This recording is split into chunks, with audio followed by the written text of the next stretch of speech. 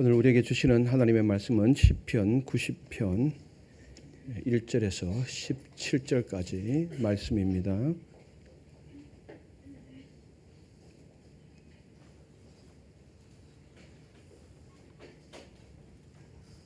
교독하시겠습니다. 주여, 주는 대대에 우리의 거처가 되셨나이다. 산이 생기기 전 땅과 세계도 주께서 조성하시기 전 곧 영원부터 영원까지 주는 하나님이시이다. 주께서 사람을 티끌로 돌아가게 하시고 말씀하시기를 너희 인생들은 돌아가라 하셨사오니 주의 목전에는 천년이 지나간 어제 같으며 밤의 한 순간 같을 것이미로다. 주께서 그들을 홍수처럼 쓸어 가시나이다. 그들은 잠깐 자는 것 같으며 아침에 돋는 풀 같으니이다. 푸른 아침에 꽃이 피어 자라다가 저녁에는 시들어 마르나이다. 우리는 주의 노에 소멸되며 주의 분내심에 놀라나이다. 주께서 우리의 죄악을 주의 앞에 놓으시며 우리의 은밀한 죄를 주의 얼굴빛 가운데에 두셨사오니 우리의 모든 날이 주의 분노 중에 지나가며 우리의 평생이 순식간에 다하였나이다. 우리의 연수가 70이요 강건하면 80이라도 그 연수의 자랑은 수고와 슬픔뿐이요 신속히 가니 우리가 나아갈나이다. 누가 주의 노여움의 능력을 알며 누가 주의 진노의 두려움을 알리리이까. 우리에게 우리 날 계수함을 가르치사 지혜로운 마음을 얻게 하소서. 여호와여, 돌아오소서. 언제까지니까 주의 종들을 불쌍히 여기소서. 아침에 주의 인자하심이 우리를 만족하게 하사 우리를 일생 동안 즐겁고 기쁘게 하소서. 우리를 괴롭게 하신 날수대로와 우리가 하를 당한 연수대로 우리를 기쁘게 하소서. 주께서 행하신 일을 주의 종들에게 나타내시며 주의 영광을 그들의 자손에게 나타내소서. 같이 읽습니다. 주 우리 하나님의 은총을 우리에게 내리게 하사 우리의 손이 행한 일을 우리에게 경고하게 하소서. 우리의 손이 행한 일을 경고하게 하소서. 아멘. 오늘도 2025년 마지막 주일을 맞이하고 있습니다. 오늘 하나님께 예배드리러 오신 판교성전과 강남성전 삶의 처소에서 영상으로 참석하고 계신 여러분들을 환영하고 축복합니다. 오늘 또 마음 모아 하나님을 예배할 때 우리 가운데 찾아와 주시는 하나님을 꼭 만날 수 있기를 바랍니다. 우리 밝은 미소, 하나 미소 담아서 앞뒤 좌우 한번 인사하십시다. 반갑습니다. 잘 오셨습니다. 축복합니다.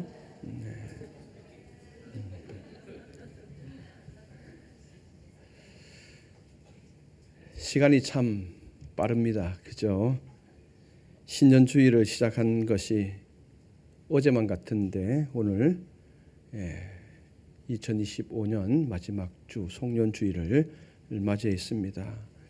이렇게 한 해의 끝자락에 서면은 두 가지 마음이 올라옵니다. 하나는 시간이 참 빠르다라는 이 놀라움이 있습니다. 그리고 또 하나는 돌아보니 내 마음대로 된 것이 그렇게 많지 않더라. 이 아쉬움이 있습니다. 감사한 일도 있었고 기쁜 일도 있었지만 후회와 한숨도 있었습니다. 여러분 어떠실까요? 2025년도를 돌아볼 때 기쁘고 즐겁고 감사한 일이 많았을까요? 아니면은 후회와 한숨이 많았을까요? 저도 저 올해 다다 보니까 2025년도를 돌아보니까 그래도 감사한 일이, 기쁘고 즐거운 일이 훨씬 많았다. 하나님께 감사할 수밖에 없었다. 여러분 어떤 마음 가운데 있더라도 오늘 말씀을 통해서 올해를 잘 마무리하시고 새해를 준비할 수 있기를 바랍니다. 우리가 함께 읽은 시편 90편은 표제를 달고 있습니다. 모세, 하나님의 사람 모세가 드린 기도라고 하는 이 표제를 갖고 있습니다. 광야 정착할 집이 없는 길 위에서 또 세대가 사라져가는 현실 앞에서 모세가 하나님께 드린 기도입니다. 이 기도를 통해서 우리의 삶을 돌아볼 수 있었으면 좋겠습니다. 오늘은 세 가지만 생각해 보도록 하겠습니다. 첫째, 하나님을 우리 거처로 삼으라는 것입니다. 우리의 거처는 하나님이십니다. 시편 90편은 이렇게 먼저 시작합니다. 1절에 주여 주는 대대에 우리의 거처가 되셨나이다. 대대는 변함없는 것을 의미합니다. 변함없이 우리의 거처가 되어 주셨다. 모세는 이렇게 고백을 하고 있습니다. 거처라는 것은 머무는 이 공간을 의미하는 것 아닙니다. 잠시 머무는 공간을 말하는 것이 아닙니다. 물론 그런 의미도 포함되어지지만 원칙적으로 보면, 원문적으로 보면은 지칠 때, 힘이 들 때에, 어려울 때에 돌아가서 쉴 수 있는 안식처를 말하는 것입니다. 눈물이 있을 때 돌아가서 눈물을 훔칠 수 있는 그 자리를 말하는 것입니다. 어려움이 있을 때 피난처를 말하기도 하고, 두려울 때 기대는 곳을 말하기도 합니다. 흔들릴 때 붙드는 자리를 말하기도 합니다. 이게 우리의 거처가 되었다라고 모세는 고백하고 있습니다. 여러분, 우리가 한 해를 살면서 우리는 많은 것을 거쳐 삼아 왔습니다. 사람을 나의 거처로 삼을 때도 있었고, 내 경험과 능력을 거처로 삼았고, 건강을 거처로 삼았을 때도 있었고, 재물을 거처로 삼기도 했습니다. 때로는 사람의 칭찬과 인정을 붙들기도 했고, 우리의 계획을 붙들고 살기도 했습니다. 그런데 한 해가 지나가는 이 시점에서 우리가 거처로 삼으려 했던 이 모든 것들이 얼마나 변화가 심한지를 알게 됩니다. 무척 변화가 심하죠. 때로는 힘이 들 때, 어려울 때 사람이 나의 안식처이라 생각하고 그 사람에게 다가갔지요. 근데 이 사람도 얼마나 변화가 심한지, 어떤 날은 받아주고 어떤 날은 안 받아주고 그렇지요. 특히 갱년기를 지날 때는 알 수가 없습니다. 한 시간에 푸근하게 받아줬다가 한 시간 뒤에는 푹 하고 찌르고 그렇죠. 사람을 거처로 삼으면 변할 수밖에 없습니다. 재물 마찬가지죠. 재물도 우리가 재물을 거처로 삼았다 보면은 이 재물이 많이 흔들립니다. 그 자리에 있지를 않습니다. 내 능력도 마찬가지죠. 한계가 있지요. 건강요, 어느 누구도 장담할 수가 없습니다. 우리가 꼼꼼히 짜놓은 계획도 예상치 못한 일 앞에서 속수무책입니다. 그런데 시인은 그렇기 때문에 주님이, 하나님이 대대의 우리 거처가 되셨다라고 고백하고 있습니다. 어려움, 광야의 어려운 생활이잖아요. 모세는 이스라엘 백성들을 애굽 땅에서 탈출하여서 광야로 이끌고 와서 이제 가나안 바로 길목에 있는 그 요단강까지 데리고 온 것 아닙니까? 그러니까 이 광야 생활이라는 것은 무척 힘든 생활이죠. 그래도 하나님이 우리의 거처가 되어 주셔서 하나님께로 돌아갈 수 있었고, 그 하나님께서 우리를 품어주셨기 때문에 우리가 살 수 있었다라는 고백입니다. 할렐루야. 2절은 하나님이 우리가 거처가 될 수 있는 이유에 대해서 분명하게 말하고 있습니다. 2절 한번 같이 보시겠습니다. 산이 생기기 전 땅과 세계도 주께서 조성하시기 전 곧 영원부터 영원까지 주는 하나님이시니이다. 아멘. 하나님은 영원하시다는 거예요. 변함이 없으시다는 겁니다. 그러기에 우리의 거처가 되기에 충분하다는 것입니다. 시간이 흐르면은 세상에 존재하는 것은 모두 변하게 되어지고 모두 따라 없어지게 되는 것입니다. 약하게 되어지고 변형되는 것입니다. 여러분들 눈에 보이는 것 다 그렇습니다. 내 사랑은 변하지 않을 것 같아도 시간이 지나 보십시오. 변합니다. 안 변할 수가 없죠. 그러나 어떤 시간도 하나님을 닮게 할 수는 없습니다. 시간의 주인이 하나님이시기 때문에 그렇습니다. 어떤 세월도 하나님의 사랑을 약하게 하지 못합니다. 환경이 바뀐다 해도 하나님의 사랑은 변하지 않습니다. 여러분, 그렇다면 올 한 해 여러분의 삶의 거처는 어디였을까요? 내가 힘들 때 돌아간 곳이 어디였을까요? 내가 두려울 때 붙잡은 곳이 무엇이었을까요? 오늘 마지막 주일 곰곰이 생각할 수 있었으면 좋겠습니다. 만일 우리가 하나님이 아닌 것을 거처로 삼았다면 오늘 송년 주일의 방향을 바꿔야 합니다. 하나님께로 돌려야 합니다. 하나님이 우리의 거처가 되면 넘어져도 다시 일어설 자리가 있는 겁니다. 울어도 안길 자리가 있는 것입니다. 기도로 돌아갈 자리가 생기는 것입니다. 하나님은 여전히 그 자리에 계시기 때문에 그렇습니다. 그러므로 우리 모두가 이 고백을 분명히 했으면 좋겠습니다. 하나님이 나의 온전한 집이십니다. 하나님이 나의 온전한 거처이십니다. 하나님이 나의 피난처이십니다. 이렇게 고백할 수 있기를 바랍니다. 둘째, 나를 계수하는 지혜로 오늘을 순종하라는 것입니다.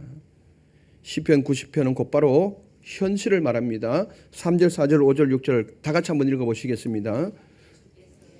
주께서 사람의 티끌로 돌아가게 하시고 말씀하시기를 너희 인생들은 돌아가라 하셨사오니 주의 목전에는 천년이 지나간 어제 같으며 밤의 한순간 같을 뿐임이니이다. 주께서 그들을 홍수처럼 쓸어가시나이다. 그들은 잠깐 자는 것 같으며 아침에 돋은 풀 같으니이다. 푸른 아침에 꽃이 피어 자라다가 저녁에는 시들어 마르나이다. 아멘. 여러분 3절, 4절, 5절, 6절 이걸 5번만 반복해서 읽으면은 정말 인생이 아무것도 아니구나 느끼게 됩니다. 티끌로 돌아간다. 티끌은 죄를 말하는 거 아닙니까? 저를 포함해서 여기 계신 모두가 죄로 안 돌아갈 사람이 있습니까? 다 한 줌의 죄로 돌아갈 수밖에 없습니다. 인간 스스로 영원해질 수 없는 거죠. 반드시 죽게 됩니다. 그 인생 돌아보면 긴 것 같아도 우리가 오늘이라는 시간을 잡아보지만 오늘이 나의 손에 잡힙니까? 안 잡히잖아요. 순식간에 지나간다고 오늘 표현하잖아요. 주의 목전에 천년이 지나간 어제 같으며 밤의 한순간 같을 뿐입니다. 한글 개역 개정판은 한순간이라고 이야기하지만 그전에는 경점이라고 그랬거든요. 그냥 하나는 점밖에 아니라는 거예요. 훨씬 그게 우리의 마음에 와닿는 거죠. 순식간에 지나가는 인생인데 더 힘든 거는 우리의 죽음을 예측할 수 없다라는 거죠. 주께서 그들을 홍수처럼 쓸어 가신다. 홍수는 재난이잖아요. 여름에 갑자기 막 비가 막 확 퍼부어 버리면은 이게 홍수가 갑자기 들이닥치잖아요. 피할 틈이 없는 거예요. 죽음을 예견할 수 없다라고 지금 표현하고 있는 겁니다. 그런 인생이 풀처럼 또 연약하다라는 거예요. 이게 인간이라는 겁니다. 그러면은 시편 90편 이 오늘 방금 읽은 이 말씀은 우리에게 절망을 안겨다 주기 위해서 모세가 기록했을까요? 아닙니다. 우리의 인생을 깨우치라는 겁니다. 깨우치라고 주신 말씀입니다. 인생은 너희들이 생각하는 것보다 무척 짧은 것이다. 우리가 붙들고 있는 시간이 우리 손에서 쉽게 빠져나간다. 우리는 내일을 당연하게 여기지만 성경은 오늘을 귀하게 여기라고 말씀하고 있습니다. 여러분, 내일 당연하게 올 것 같이 생각되죠. 아무 생각을 안 하잖아요. 내일은 당연히 올 것이다. 그렇게 생각하잖아요. 그런데 내일이 당연하지 않다라는 것입니다. 이것이 오늘 성경이 우리에게 주는 깨달음입니다. 그래서 시편은 더 깊이 말합니다. 근원적으로 인생에 대해서 말씀하고 있는데요. 7절 8절 한번 보시겠습니다. 우리는 주의 노에 소멸되며 주의 분내심에 놀라나이다. 주께서 우리의 죄악을 주의 앞에 놓으시며 우리의 은밀한 죄를 주의 얼굴 빛 가운데 두셨사오니. 아멘. 인생은 짧고 인생은 누구나가 티끌로 돌아가야 되고 그리고 그 인생은 예견할 수 없는 것. 이거는 보편적인 인생에 대해서 이야기를 하는 것입니다. 그런데 이것을 단순한 자연현상으로만 말하지 않습니다. 하나님과의 관계 속에서 그 거룩 앞에서 죄의 문제로 가지고 들어옵니다. 7절에서 분내심에 놀라나이다 라는 이 말은 하나님의 거룩을 가볍게 보다가 하나님의 거룩을 만홀히 여기다가 그 여긴 삶이 하나님을 맞닥뜨리게 되었을 때에 충격을 표현한 것입니다. 화들짝 놀라게 되는 것이죠. 하나님 없이 살아가다가 죄의 그늘 아래 살아가다가 어느 날 하나님을 그 거룩한 하나님을 맞닥뜨렸을 때에 깜짝 놀라게 되는 것. 이걸 표현합니다. 이런 거룩한 하나님 앞에 우리의 죄가 공개적으로 드러날 때가 있다는 것입니다. 어떤 죄도 숨길 수 없다라고 8절은 말하고 있죠. 우리의 죄악을 주 앞에 놓으시며 우리의 은밀한 죄를 주의 얼굴빛 가운데 두셨다. 은밀한 죄, 즉 남몰래 지은 죄뿐만 아니라 스스로 덮어두고 합리화한 죄까지도 포함하는 것입니다. 그것이 주의 얼굴빛 가운데 두셨다. 낱낱이 죄가 폭로되게 된다는 것을 말씀하고 있습니다. 하나님의 얼굴빛 앞에서는 어느 것도 숨길 수가 없다는 것이죠. 하나님은 우리를 부끄럽게 하기 위해서 빛을 비추지 않습니다. 얼굴을 들지 않습니다. 우리의 죄를 드러내서 씻겨주시려고 우리를 살리려고 비추시는 빛입니다. 그러므로 우리 스스로가 낱낱이 하나님께로 아래는 회개로 이어져야 합니다. 왜 시편 기자는 이것을 이야기를 했을까요? 오늘 회개할 일이 있으면 오늘 회개하라는 겁니다. 내일 해야지 차일피일 미루다가 어느 날 갑자기 하나님을 맞닥뜨렸을 때 화들짝하게 놀라지 말고 충격받지 말고 오늘 할 일은 오늘 하라는 겁니다. 12절에 분명하게 말씀하고 있잖아요. 중심되는 말씀인데 12절 우리 같이 한번 고백해 보시겠습니다. 우리에게 우리 날 계수함을 가르치사 지혜로운 마음을 얻게 하소서. 아멘. 여기서 나를 계수한다라는 것은 달력에 숫자를 세는 것을 의미하는 것 아닙니다. 내 남은 시간이 얼마인지를 계산하라는 뜻이 아닙니다. 남자분들은 잘 아시잖아요. 군에 가보면은 신병 때는 막 이것저것 하느라고 정신을 못 차리는 거죠.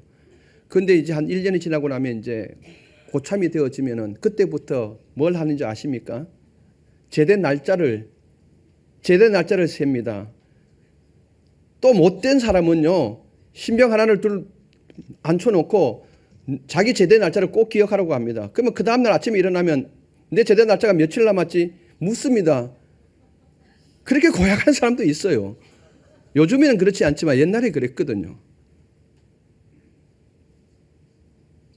그 남은 날, 그것을 의미하는 것이 아니라 인간이 유한함을 깨닫게 되면은 오늘 하루 하나님 앞에서 어떻게 살아가야 할지를 알게 된다는 것입니다. 이게 계수라는 거죠. 오늘 하루 하나님 앞에서 성실히 살도록 방향을 잡게 하는 이 은혜가 바로 계수라는 거예요. 오늘 하나님이 나에게 맡기신 마지막 날이다. 오늘은. 그러면 우리가 어떻게 처신해야 될지 알게 되는 거죠. 오늘이라는 것은 순종할 말씀이 있는 것을 아는 것입니다. 오늘 회개할 죄가 있다는 것을 아는 것입니다. 이게 계수하는 거예요. 오늘 사랑해야 할 사람, 용서해야 할 사람, 이걸 아는 것이 계수라는 거예요. 여러분, 지혜는 멀리 있는 것이 아니라 지혜는 미루지 않는 믿음입니다. 그것이 바로 오늘에 있다라는 것입니다. 오늘 사랑해야 할 사람이 있다면 오늘 사랑하라는 것입니다. 내일로 미루지 말고. 내일이 우리에게 어디 있습니까? 오늘 용서할 사람이 있다면 내일 미루지 말고 오늘 용서하라는 거예요. 내 마음속에 미움이 있다면 이 미움을 오늘 기도의 자리로 가지고 나가라는 것입니다. 이게 계수라는 거예요. 여러분 어떨까요? 용서할 사람이 있을까요? 사랑해야 할 사람이 있을까요? 미움을 제거해야 할 일들이 있을까요? 내일 미루지 마시고 오늘 하라고 성경은 우리에게 가르쳐주고 있습니다. 오늘 말씀 앞에 무릎을 꿇어야 한다면 오늘 하는 것이 계수함이요 지혜라는 것입니다. 우리가 송년주의를 보내면서 새해를 준비하는 가장 좋은 방법은 꼼꼼하게 계획을 짜는 것도 소중하지만 오늘 하나님께 순종하시기를 바랍니다. 그래서 용서하시고 사랑하시고 미움을 기도의 자리로 제거해버리는 오늘이 되었으면 좋겠습니다. 셋째, 우리의 일을 든든히 세워달라고 기도합니다. 시인은 이제 13절부터 시편 전환됩니다. 현실을 말하던 시인이 하나님께 매달립니다. 13절 같이 한번 읽어보실까요? 여호와여 돌아오소서. 언제까지이니까 주의 종들을 불쌍히 여기소서. 아멘. 여호와여 돌아오소서. 야훼 슈바. 히브리어 내게로 돌아와 달라고 요청하고 있습니다. 대비가 되죠. 바로 앞에는 시인이 뭐라고 했습니까? 우리는 다 돌아가라고 들었습니다. 인생은 다 돌아가야 되는 것입니다. 죽을 수밖에 없는 인생이죠. 그런데 오늘 시인은 다시 하나님께 요청합니다. 하나님, 내게로 돌아와 주십시오. 내게로 돌아와 주십시오. 우리는 원래 죽을 인생인데 하나님이 내게로 돌아오시면 내가 살 수 있다는 것입니다. 우리 공동체가 살 수 있다는 것입니다. 그래서 시인은 야훼 슈바, 하나님 돌아와 주시옵소서라고 지금 요청하고 있는 것입니다. 언제까지니까, 돌아오는 것이 언제까지니까, 이것은 절망이 아니라 언약에 근거한 탄원입니다. 하나님이 반드시 돌아오게 되는데 그 돌아옴이 빨랐으면 좋겠습니다. 그래서 우리 공동체가 살아나고 공동체에 속해 있는 내가 살아나기를 원합니다. 여러분, 인생이 죽음으로 돌아가는 현실 위에 하나님의 긍휼이 임하면은 우리는 살아나게 되는 것입니다. 할렐루야. 하나님, 내게로 돌아와 달라고 이 마지막 주일에 여러분들 간절히 외쳤으면 좋겠습니다. 이어서 14절은 이렇게 말하지요. 아침에 주의 인자하심이 우리를 만족하게 하사 우리를 일생 동안 즐겁고 기쁘게 하소서. 아침은 매일을 의미합니다. 인자는 하나님의 헤스드 아닙니까? 변치 않는 하나님의 언약적인 사랑을 가리킵니다. 매일매일 아침 하나님 돌아와 주셔서 매일매일 아침 하나님의 사랑으로 나를 이끌어 주시옵소서. 그러면 내가 진정으로 만족할 수 있겠습니다. 그리고 내 일생이 기쁨과 즐거움으로 나갈 수 있겠습니다. 여러분, 우리의 만족을 어디서 찾습니까? 사람도 만족을 줄 수 있고요. 사랑도 만족을 줄 수 있고요. 돈도 만족을 줄 수 있습니다. 그거는 일시적인 겁니다. 일시적인 겁니다. 그런데 하나님의 사랑은 영원한 것이라는 거예요. 하나님의 사랑이 아닌 다른 것으로 내 삶을 채우면 그 만족은 잠깐이지만 내가 채우려 했던 모든 것이 그게 영원할 수 없기 때문에 잠깐이지만은 그러나 하나님의 사랑이 내 내면의 결핍을 회복하면 그 기쁨은 일생 동안 즐겁고 기쁨의 근원이 되게 되는 것입니다. 그래서 시인은 하나님이여 돌아오셔서 주의 사랑으로 우리를 채워달라고 기도하고 있는 것입니다. 여러분, 우리의 삶의 만족은 하나님의 사랑에서 온다는 것을 꼭 기억했으면 좋겠습니다. 근원적인 만족은 하나님의 사랑입니다. 시인은 한 걸음 더 나아가 현실적인 기도를 하고 있습니다. 15절 한번 읽어보실까요? 우리를 괴롭게 하신 날수대로와 우리가 화를 당한 연수대로 우리를 기쁘게 하소서. 아멘. 매우 현실적인 기도 아닙니까? 성경은 고난을 모른 척하지 않습니다. 괴롭게 한 날수, 화를 당한 연수 다 인정하고 있습니다. 인생은 뭐라고 이야기합니까? 고난이라고 이야기하고 있는 거예요. 살다 보면 눈물도 흘릴 수 있고 한숨을 지를 때도 있고 고통이 올 수도 있습니다. 그런데 그만큼 우리를 기쁘게 해달라는 것입니다. 이거는요, 내가 고난을 하나님 100일 당했으니까 100일만큼 기쁨을 달라고 하는 이 기도가 아닌 것입니다. 이런 기도죠. 여러분, 사람으로 인하여서 어떤 말로 인하여서 가슴 속에 깊이 박히는 이 맺히는 말이 있잖아요. 근데 그게 지워집니까? 살면서? 안 지워지거든요. 잘해줄 때는 그것이 묻혀 있다가 잘못해주면 그것이 또다시 빼꼼 고개를 내밀잖아요. 안 지워지거든요. 이 시인은 기도를 할 때 이렇게 기도하는 것입니다. 하나님, 그 아픔들이, 그 힘든 일들이, 그 눈물이 다 상쇄할 정도로 나를 은혜로 덮어달라는 것입니다. 하나님의 은혜가 덮이면요, 그렇게 아파했던 것들, 그렇게 힘들어했던 것들도 다 상쇄가 된다라는 겁니다. 모세는 이걸 너무나 잘 알고 있었기 때문에 이렇게 기도하고 있는 것입니다.